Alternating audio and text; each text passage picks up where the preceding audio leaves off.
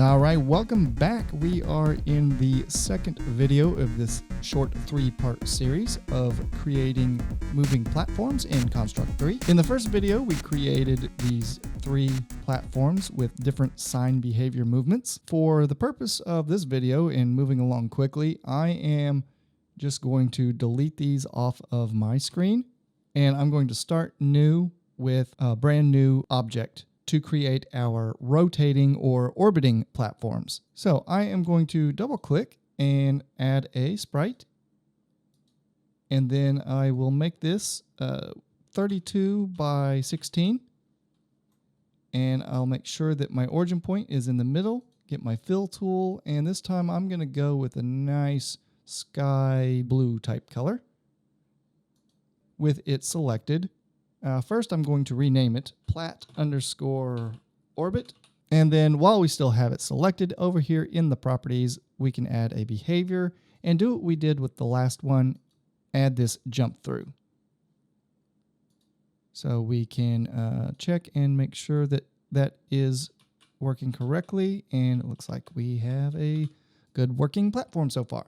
To make these orbit around a certain point, we're going to use the orbit behavior built into Construct 3. So let's edit behaviors, add a new behavior, and if we scroll down about halfway, we have the orbit behavior. Let's add that.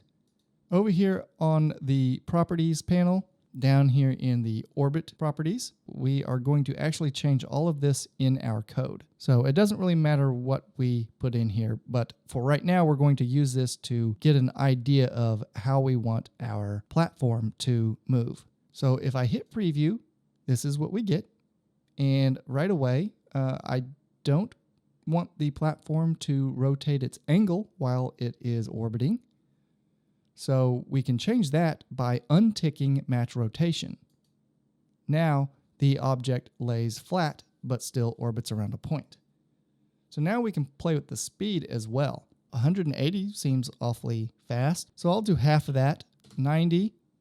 That's, I think, a little better. I might even go down to like 70 or something. And then the other thing I want to look at, well, there's actually 2 things, is the radius, which we have 2 values, the primary radius and secondary radius. And if I change one of these, let's say the primary, I bump up to 200. Now we have 2 different radiuses in play.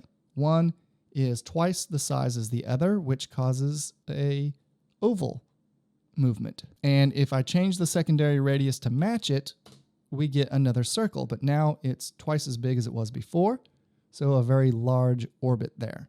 I'm going to move these back to 100 for the purpose of our preview. And then one last thing before we move on, I want to show you is this offset angle. Right now it says 0, and that is the degrees between 0 and 360. So in Construct 3, we have 360 degrees of rotation. In Construct 3 specifically, and a lot of game engines, 0 starts at the right. So here's your center point right here, and straight out to the right is 0, and then it starts counting up as we move down. So if we move 90 degrees down, we go straight down to 90. If we move another 90 degrees, we get 180, and then straight up would be 270. And then we would come back around to 360 or 0. With that in mind, our offset angle is telling us where we want the rotation to begin. And right now it's 0. So this is our center point right here where our object is placed. And when I hit preview, you'll notice it jumps out straight to the right and then starts its orbit. So if I unpreview and I say I want it to be 90 as the offset angle, you see it started from the center, it starts straight down and then begins its rotation. So we can go even further and say 180. Now it starts straight to the left. So we're actually going to be putting in values that manipulate the offset angle for each platform we create in a rotating platform type of movement. So I just want to make sure that we covered that before moving on. We actually don't need the platform itself on screen. So I'm going to highlight it and just delete it. But what I am going to do is create another object that we can use to create the platforms and to give the platforms a focus point to orbit around. So I'm going to double click and scroll down to sprite. And I'm just going to enter another sprite here. And I'm actually going to resize this to 16 by 16. Doesn't really matter. We just need a visual representation. I'm going to pick a yellow color, put the origin point right in the middle. That's important. And then I'm going to rename this orbit underscore center. We don't need any behaviors for it. It is just its own little object, and then we're going to use this as a reference point. Okay, let's go over to the event sheet, and I'm going to close up my controls group, and I'm going to create me a new group and call this orbit. And I'm going to make sure that I add everything that we're about to do in this group. So add event to orbit here. Everything that I want to take place with the platforms inside my game or a level, I want to happen as soon as the game loads, or as soon as that layout loads at least. So to make sure that everything is in place and all the platforms start to rotate before the player gets a chance to play the game, in system, I'm going to type in start. I want on start of layout. So now anything that I put over here in the actions or anything as a sub-event that is indented from this event will only take place once the start of the layout has occurred. So with that in mind, I'm going to highlight this whole block, press B on the keyboard to create a sub-event, and we're going to use a loop.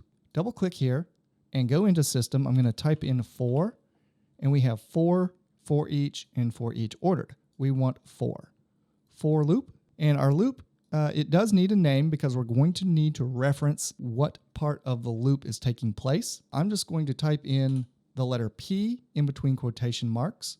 So now our loop has a name of P. I chose P for platform. And then the start index and end index means how many times does our loop run. So I'm going to create 4 platforms and have them rotate around one spot. So our start index is going to be 1, and the end index will be however many platforms we want. I'm going with 4. That means whatever we put in here is going to run 4 times. And what I want to do first is make sure that we create 4 platforms. So let's add an action. We could go into system and use create object, but there's actually a better way to do this. So I'm going to go into orbit center, since this is going to be our reference object for all of our rotating platforms. And I'm going to type in spawn another object. So now our orbit center object will just spawn all our platforms, and that object that I want it to spawn is plat orbit. And the layer, I'm going to go with my game layer, and the image point is going to be 0 because the image point that it is referring to is our orbit center object's image point, and we put the origin point right directly in the middle. So image point 0 is always the origin point.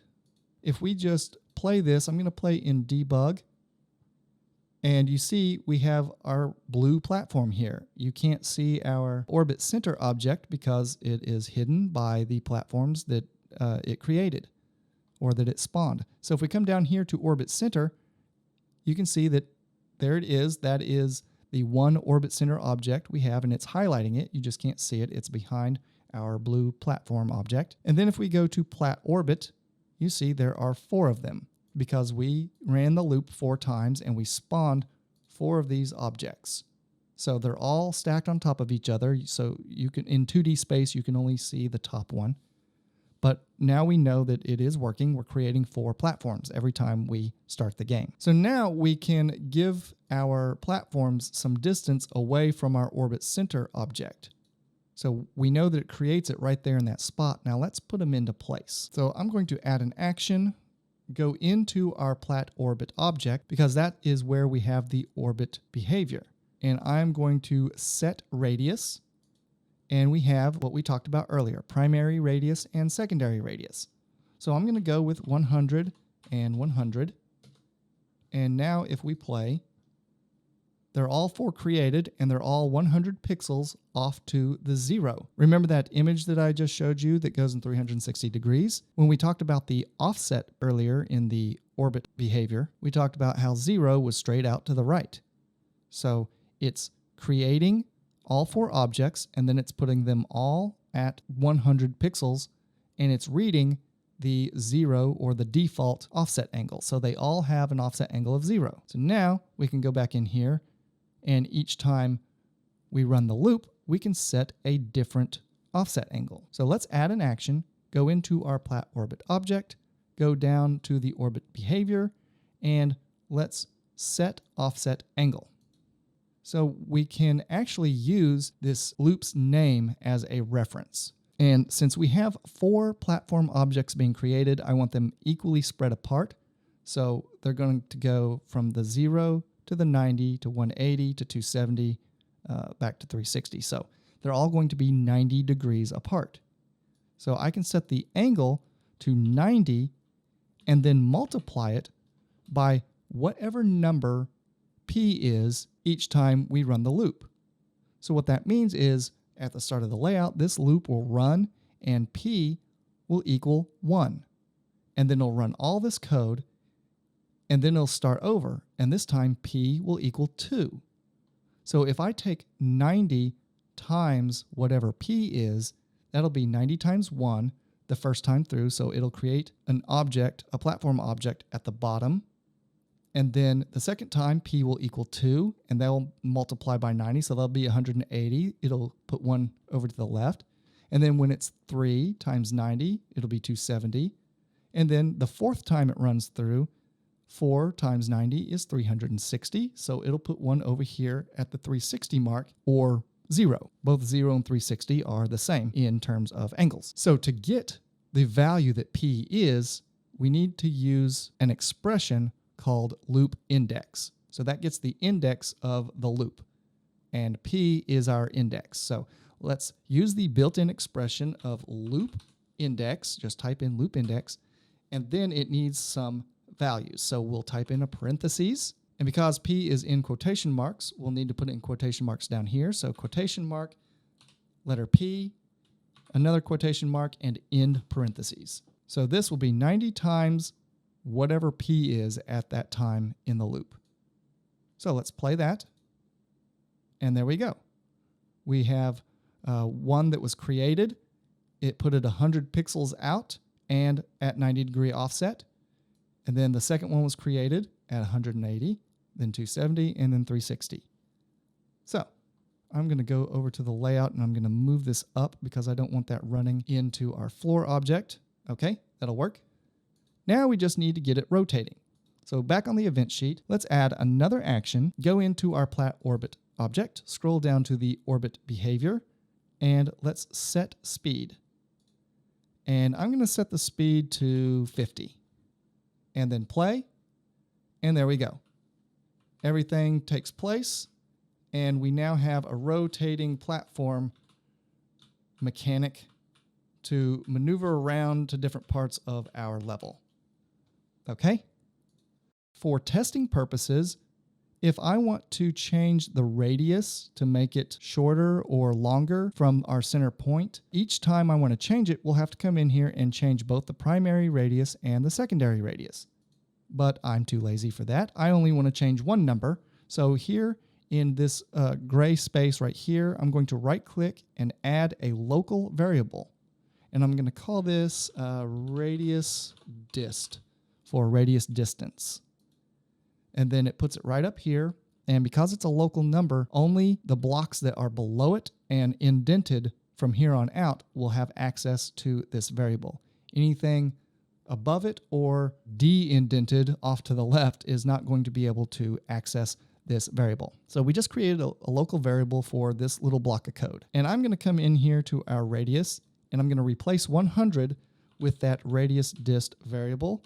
And I'm going to replace this one with the same variable. So now what this says is the radius is 0.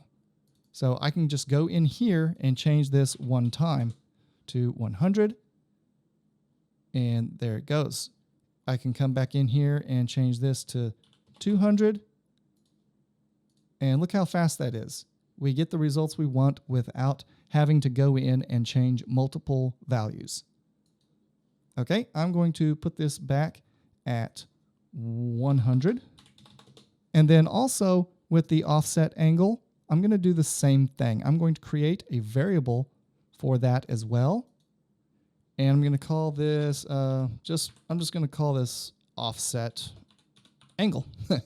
Then we can come in here, and instead of saying 90, we can just replace this with offset angle. And then if I come in here and I change this to 90, now when we play, everything works how it's supposed to. But why take time to create this variable? Well, instead of having to look through all these blocks of code to go change values, I can just change my variables. They're easier to find in big projects or long blocks of code. It's just a lot easier and a lot faster to change variables. But I also want to show you something else with this. Let's say I don't want 4 platforms. I want, let's say 3 platforms. So there's 3. Well, to get 3 platforms evenly spaced out in a 360-degree rotation, all we have to do is divide 360 degrees by 3, and we get 120. So we put 120 as our offset angle, and now we have only 3 platforms, and they're evenly spaced apart. So using this same method, if I want, let's say, 5 platforms, well, 5 or 360 divided by 5 is 72, I believe. And there's 5 platforms evenly spaced out. So you can kind of get an idea how this, a very short amount of code, can be pretty effective in creating an orbiting set of platforms. Now, if we go over here to the layout, I'm going to drag our orbit center object over here, and then control click and drag out a copy to over here. And then when we play, now I have 2 sets. If you want more, drag out more copies. And now you have 3 sets. So you can also achieve some pretty weird little obstacles to get from one point of your level to another. But if you have a very large layout and you have several places where you want these rotating platforms to appear, you can drag out as many as you want in a layout, and it will always read this code for each one of these orbit centers. Which brings me to the last thing I want to show you.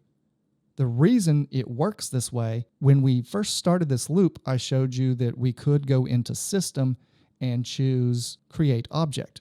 But instead, we used the orbit center object as a reference point, and we just spawned the objects we wanted from this orbit center object. That way, we didn't have to give it coordinates on the level where we wanted it to be.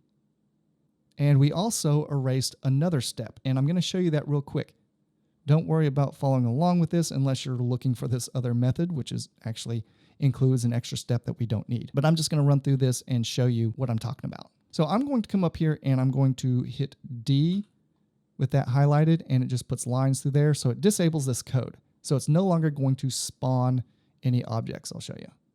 See, no platform objects. So instead, I'm going to create the objects using the system command. So add an action. I'm going to go into system and type in create object. And that object is going to be the platform orbit. And then now I still have to go through here. I still got to put in the layer and now X and Y. I can leave those at 0 and move that up there. So now it's still creating all those platforms, but it's creating them with the center point of 0, 0, which is at the top left of your screen. So in order to get this to place correctly, I have to put in where I want them to be created, which would be around the orbit center object. So if I type in orbit center.x and orbit center.y, now when I push play, I get the orbiting platforms around the very first orbit object that we placed. Everything else still works the way it's supposed to, but it only created platforms. It went through the loop 4 times, or in this case 5 times. It created everything around this one point, around this one object. That's because we did not tell it to account for all of these objects. We just said orbit center X, orbit center Y. Well, there's a bunch of orbit center X's and Y's on the screen. So to get it to account for all of them, we would need to run another loop. So if I highlight all this, get another sub event, I'm going to move it up here, and I'm going to go into this system, type in for. This time I'm going to go with for each. And you get to choose an object, and it's going to be orbit center. So now for each orbit center object, then we can run whatever is either in the actions or a sub event of this. So I'm going to make this a sub event of our for each loop. And then when we play, each one of them has their own orbiting platforms. And we could copy these out 100 times if you wanted to, and it would account for all of them. Because it's for each one of these that exist, run that other loop. But this is an extra step, and this involves a couple of extra steps itself. So I'm going to put everything back the way it was. So I'll delete that. I will unhide that code, and I'm going to move this up here so I can get rid of this loop. And this is what we had at first. And the reason why this works just as well without saying for each of these objects, it's already accounting for each object because each one of these is going to run this code. It's going to spawn the platforms from itself. So I just wanted to show you the logic behind that and why it works this way and why using the spawn another object is the way to go here. Okay. So that is our second method of creating moving platforms. And in the next video, our final video, we are going to create platforms that move along a predetermined path. So that's going to do it for this one. Remember to always save your projects. If you're not subscribed to the channel, make sure that you hit that big red button down at the bottom. Give this one a thumbs up, and I will see you in the next video.